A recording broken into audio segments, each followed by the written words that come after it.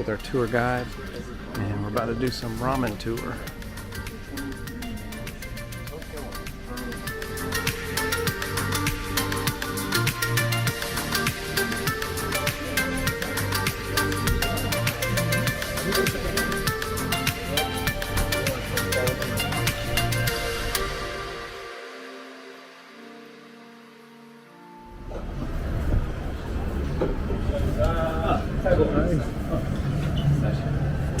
Ramen chef, but also understanding what goes on behind the scenes.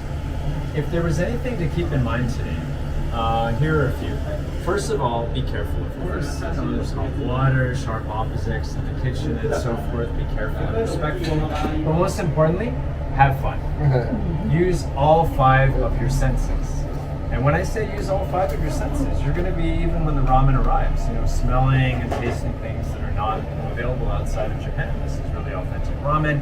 In the kitchen too, the way, as geeky as it sounds, the way ramen noodles, the sound they make when they're plopped in a boiling water is different from pasta noodles. So little things like that. Use all 5 of your senses and think of today as an immersive experience. Now, last but not least, the ramen restaurant that we are in is called Atariya Shokudo. Atariya Shokudo. And you can actually see a photo back from 1948 when they started out. These recipes go back to 1948. Now for Japan, that's not that old, but for ramen, it's actually very old. Because ramen is a relatively young dish, actually. I'm happy to talk about that later. So he's 3rd generation owner, creating those recipes from 1948. And this is a great example of Kyushu soul foods. Kyushu is the southernmost island of Japan. Outside of Okinawa, below that, let's say the southern biggest island. On the island of Kyushu, they have amazing foods. I go to Kyushu once a year just to eat. On Kyushu, there's the southern area of Miyazaki. This is Miyazaki style ramen. They're from Miyazaki. Maybe a less explored area, but a wonderful, wonderful part of the country. And we're going to be making 2 delicious Miyazaki, let's say, style ramen. It all starts with the broth, of course. That magical first sip you have that makes you want to go back to any delicious ramen restaurant. Understandably, this is where most of the effort is going to go. Seasoning and soup. Think of it as layered. If you have an empty bowl of ramen, just as all of you did, the seasoning went in first. Sesame oil and pork lard, for example, as that first layer of seasoning. First flavor layer. The soup is poured directly on top of it. Seasoning, soup. Seasoning could be any of these elements you see here. But it gets complicated. Ramen has come a long way. Here we're doing more classic ramen. But there's some, let's say, fancier ramen restaurants. They might be using 10 types of soy sauce. Whether that's necessary or not is another question. But that's how far ramen has come, in one bowl. Maybe 2 of them are barrel aged from certain parts of the country, like Wakayama, for example. Wakayama is famous for soy sauce. Yeah. Is it pork lard? Is it dried scallop extract? Is it chicken oil? Even if it's just salt as a seasoning, are you using Mongolian rock salt? Sea salt, all the way from France? Is it red or white miso in a miso ramen? Where in the country is it from? Sendai is very famous for miso, for example. That's just the seasoning. No place is the same. No 2 bowls of miso ramen are the same. Because of that seasoning and the soup. Soup is poured directly on top.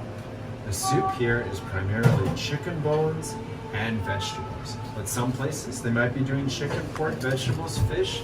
There's even duck ramen, lamb ramen, shrimp ramen. The list goes on and on. No place is the same with soup either. So it's only bones of chicken, not the chicken itself? It could be whole chickens as well. There's a style of ramen that they'll put the whole chickens in the soup to give it this really syrupy, warm chicken flavor. So yeah, some places maybe just the feet for the collagen. Other places, the whole chicken. Same thing over here. Is it the pig's head? Is it trotters? Where are the pigs from? Are they free-range chickens? There are a lot of premium grade chickens from across Japan, etc., etc. Is it ginger? Is it onions? Is it even whole apples to literally sweeten the pot and bring down maybe some of that pork bone gaminess, for example? The list goes on and on. No place is the same.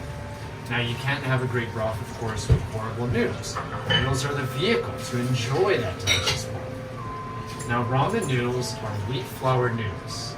with alkaline mineral water in it. This alkaline mineral water is what gives them an extra elasticity or springiness.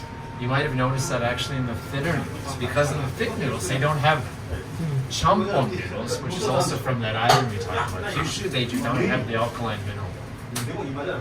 This alkaline mineral water gives them a springiness that it does not exist in udon or soba.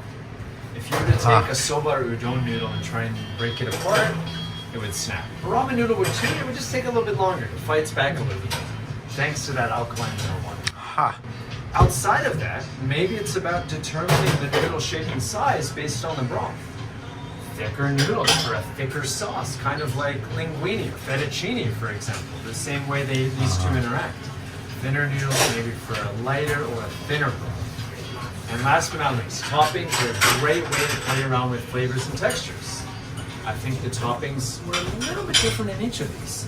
Minced pork in this with soup, it's a little bit harder to pick up, right? They're falling towards the bottom. Here, with that sauce, you can pick it up much more easily. So sometimes it's practical. You really get to enjoy the textures in this one too, because they're not cooking a hot soup. The fish cake, for example, not that strong of a fish flavor, but a nice sponginess with those there.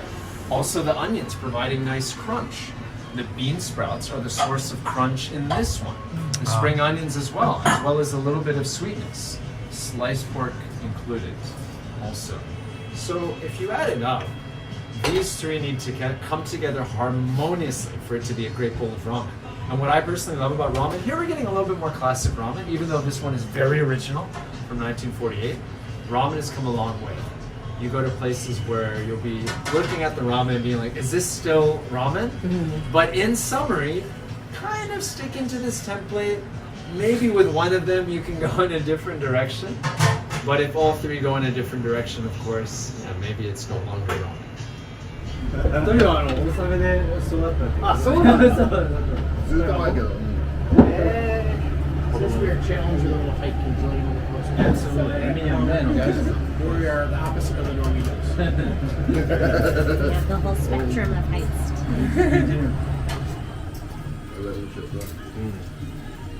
Well, Rolo is my great great. So everyone, we'll get started with a sample in a second, but that big pot of water on the right-hand side, that's where a lot of the magic is going to happen, right there. That's the soup that he's pouring there. And that big pot of water is boiling water. That's going to be used for the noodles and also bean sprouts. Here we go, everyone. We're going to get started. This is the demo. Bean sprout.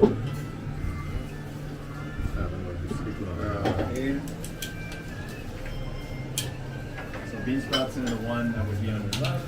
And noodles. Noodles, the one on your right. And you have to mix it.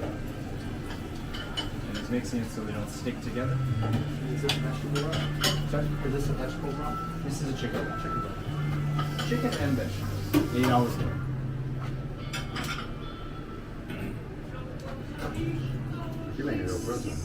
When it's ready, So the bean sprouts, what he's doing is just dipping them into the chicken soup to give them flavor.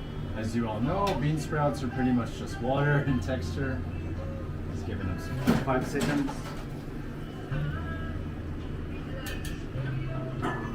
That'll be used for toppings later. That's not it.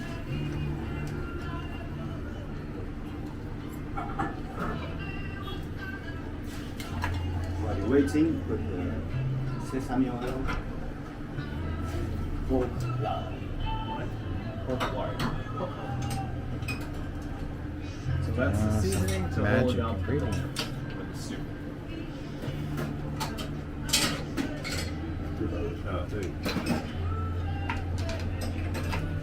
Take this easy.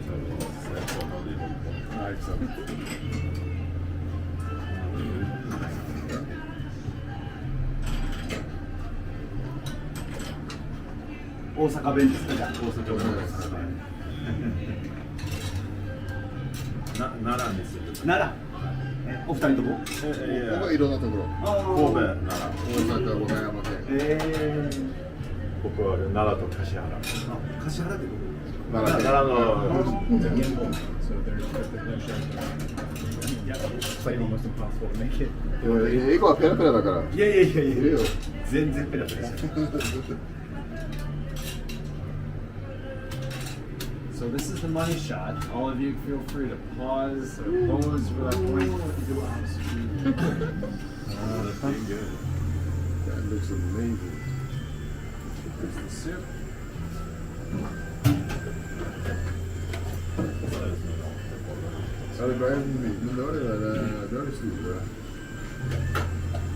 He just made a noodle fold, as they call it. He's creating a platform for the toppings and also making it prettier.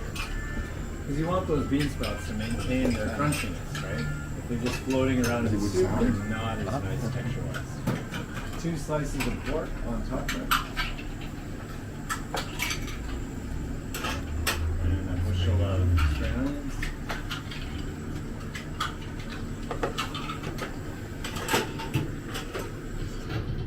A little bit soup on a chashu. That's it. There you go. Okay. Who wants to go first? Ladies first, again. Yeah, maybe ladies first.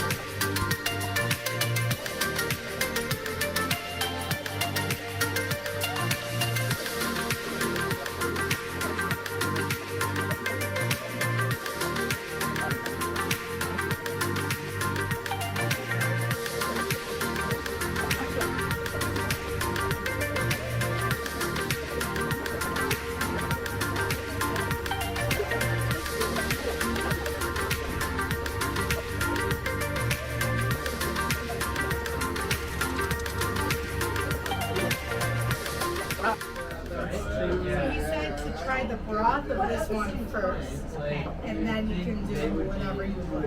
How was yours, Jillian? Very good. Excellent. Thank you. These are our friends from Norway, who also are from Japan, who are world travelers. So yeah, it's been a really good vacation.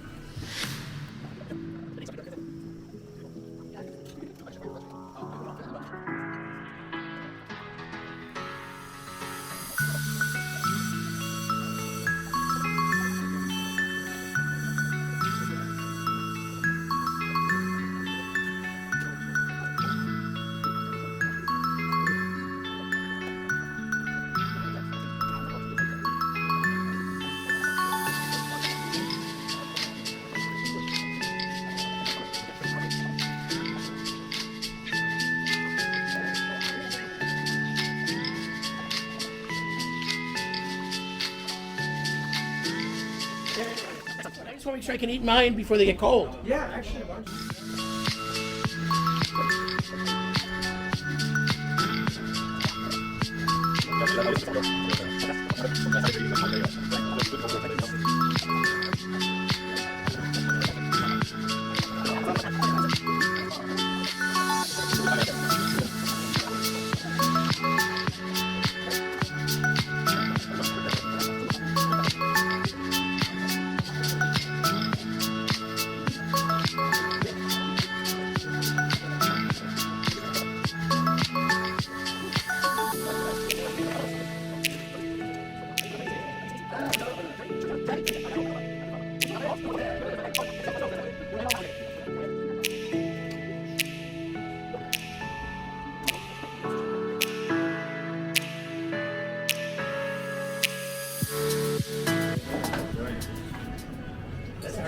I like that spicy sauce right there. It's really delicious. Is it spicy? I'm such a wuss. No, it's Mine just isn't. You said it is. I don't know. Taste might move. You told me I could eat it. You can taste this. Oh.